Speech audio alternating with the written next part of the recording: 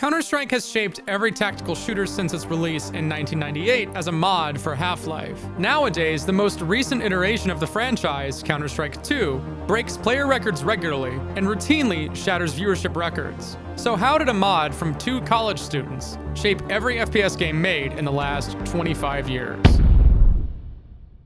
The first thing anybody will notice when they play Counter-Strike for the first time are the relatively simple gameplay mechanics. There's no slide canceling, there's no second chances, there's no going invisible, and there's no Mozambique here. There isn't even any ADSing, unless you have the AUG. Wanna shoot? Can't move. You gotta stop, then spray. When you spray, the bullets don't follow the crosshair. They can go all over the place too, so you gotta pull down to offset that. Many think this is bad quality of life. We have 2 rules at the start concerning how you interface with the game. While every other FPS in the current landscape is rife with arguments about how the bullets should go this way instead of that way, this character's overpowered, my favorite character was good and now they're bad. Every FPS game has this intense, heated, passionate, back and forth kind of conversation about what the game should be like. Reddit threads, locked forums, deleted comments, and when it comes down to Counter-Strike, nobody really has a problem with it. Without limitations, without simplicity, Counter-Strike isn't Counter-Strike. These are deliberate design choices to limit variables and limit randomness, making the game more akin to a competitive sport. Before Counter-Strike started getting popular, just about every FPS game you played, at least the ones a part of the so-called boomer shooter era, even encouraged the ability to strafe, shoot, and whip around the map with big, pitch-perfect accurate guns at light speed. We had arena multiplayer shooters, games like Quake, games like Unreal Tournament. This emphasizes mechanical talent, which is all well and good, but Counter-Strike emphasizes tactical talent, the little decision-making points you gotta go through when you go from point A to point B. It means when you're in the process of shooting, you're an easy target, so somebody can capitalize on that timing and take you down. It means there is a positioning advantage for staying in cover and reacting to the opponent as they aren't in cover. It provides an incentive for precise crosshair placement, deliberate, thoughtful, well-decided movement. When you're forced to stop moving, when you're forced to take into account that you will lose your aiming point as you fire from a distance, it makes the position you're in, the moment you decide to take an engagement, matter. It makes every engagement meaningful and rewards you when you pull it off. In short, you have to use not just your brain, not just your hands, but both. Every weapon in Counter-Strike is purpose-built with key advantages and disadvantages, but scoped weapons come with a number of downsides compared to their peers, especially the scoped rifles. You can't be as maneuverable with them, which makes you a sitting duck in a variety of engagements. However, if you want to hold a lawn corridor like the pixel angle on Palace or the lawn sightline on Abs, then the AUG's not a bad idea. Counter-Strike rewards you for picking the right tool for the right job, but also has fair punishments for trying to shoehorn things where they don't belong, or for overlooking the core mechanics of the game. One other thing Counter-Strike does a good job of is not overcomplicating the sheer amount of stuff you can use. In the modern FPS landscape, every game development company is scrambling head over heels to provide to the newly grown generation of iPad babies who have the attention span of an adult chicken. The dream's alive, chickens. Come on, come on, come on, buddies. Yes. There we go, there we go. Yes! Oh my God, boys! Oh my God. Counter-Strike has been this way for a pretty long time, and it's grown a more loyal, passionate, and involved fan base by just sticking to what it is and sticking to core values of its design. It doesn't need to keep adding crap because what it's already done is essentially the backbone of FPS game design as you know it. One aspect that Counter-Strike did before anybody else was combine the worlds of strategy and tactics seamlessly with the economy system. In this example, the T's have planted the bomb and are poised to try and get some rounds on the board despite their 9-1 disadvantage. 2 remaining players, with an assured bomb detonation, go to the furthest corner of the map where they cannot be taken down from full HP by the bomb's detonation. It's important to stay alive despite winning the round because they have expensive rifles and they're dead broke. But the hero of our story is going to change that. Position. Gambit has sent even more firepower there, bring more. This is so smart. Oh, this is huge. Doji's throwing a nade into the corner just as the bomb's gonna go off. They're both gonna go down. Get rained on. Doja with the dunk. That's so smart. I've never seen that before. Just as the bomb goes off as well, takes them both down. Sure, he doesn't get the frags for it, but he denies them so much money going forward as well. The craziest part about this nade is that Immortals did claw back a ton of rounds afterward, which means it had impact all the way to the very end. The economy isn't just a limitation, it's a metric that adds weight to every individual play you make in Counter-Strike. It makes everything you do have meaning. At the start of the game, everybody starts out with crappy handguns. Do really well that round, and you can buy submachine guns, which aren't quite as good as rifles that you can probably buy the round afterward. But they have their own tricky aspects to them. If somebody's red hot, they can get a one-shot killing sniper rifle with a powerful scope to ensure nobody is going to walk down a particular lane, giving a massive amount of map control. But only if you have a ton of money. You have to earn the right to use that powerful thing, and you can lose that powerful thing just as easily as you gained it. Money is earned for planting the bomb, defusing the bomb, winning rounds, getting picks, and a number of other things. But the rewards are all different. Powerful weapons cost more, but often earn you less money. Weaker weapons cost less and can get you more money. For instance, shotguns are useless at anything but point-blank range, but at the right place and right time, and with good aim, you can take down an AK player, get a rifle, and make $900, as opposed to the $300 you typically get. That powerful sniper rifle we just talked about? You only get $100 for a kill with it. So the most powerful weapon in the game is the most expensive. But in a perfect world, it doesn't snowball to an unwinnable degree. There's still an opportunity to bounce back.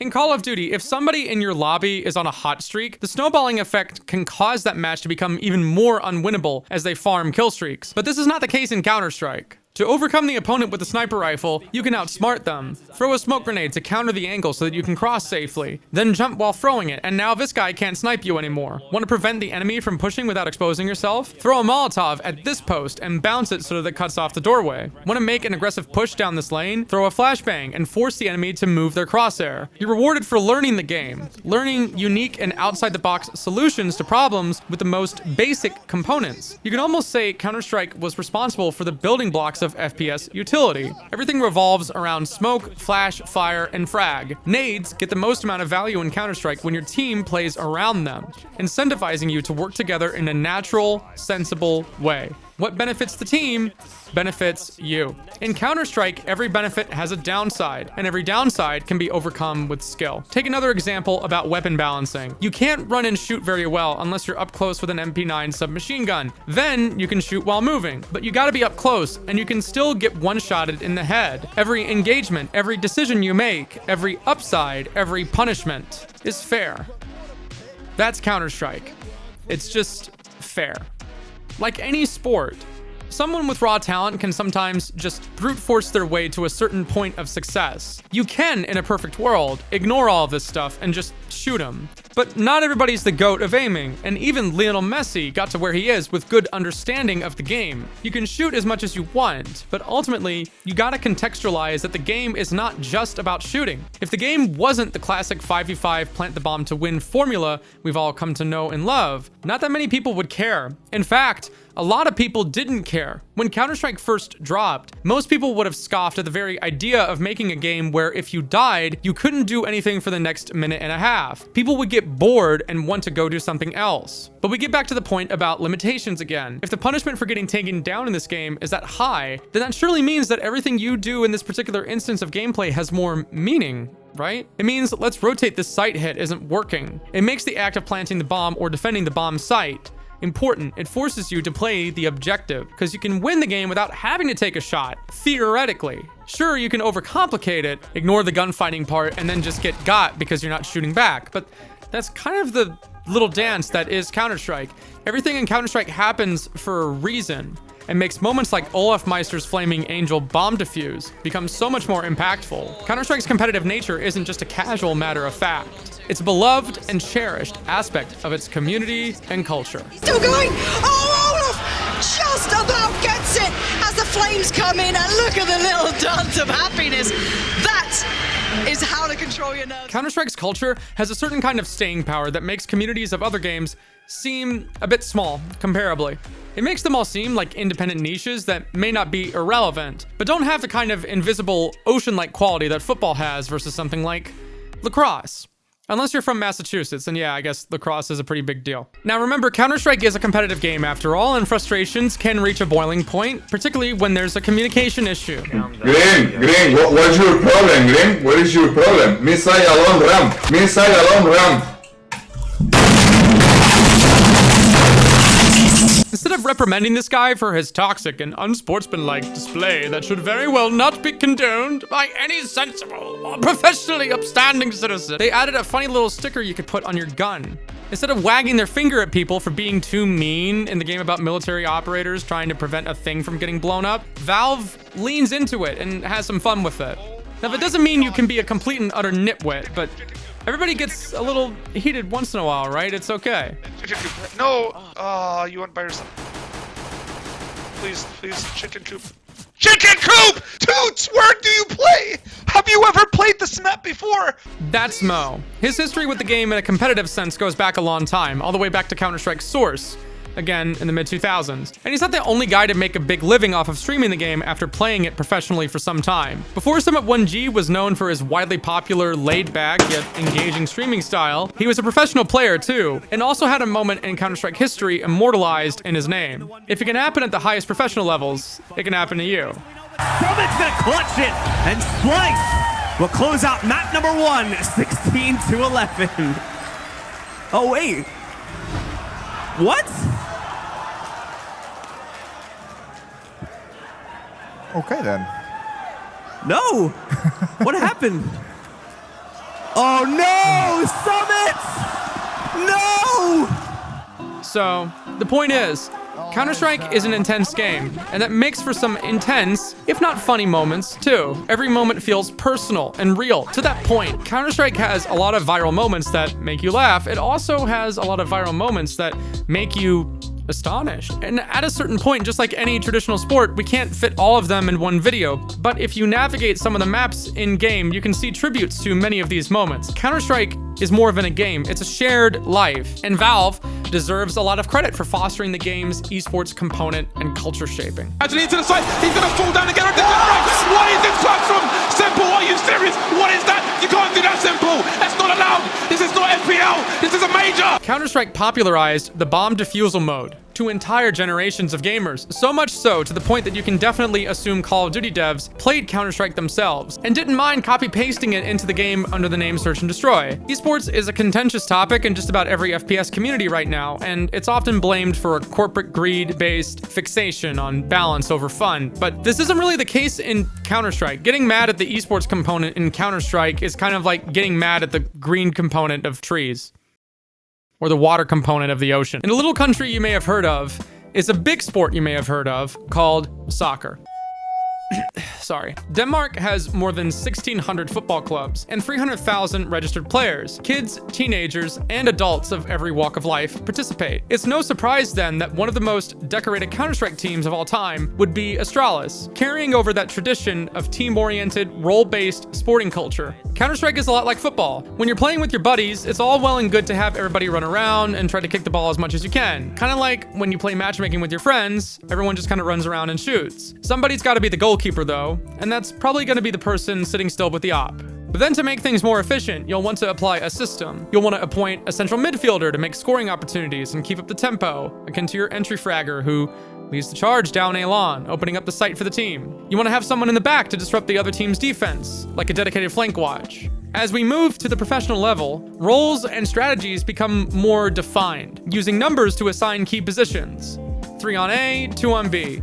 A simple call you might do in competitive matchmaking, but a staple in professional play. While this arrangement isn't as complex as organizing 10 football players into a 4-4-2 formation, the general concept of strategic role assignment remains the same. And just as in football, different players have different strengths and weaknesses, a concept that becomes clear with more game observation.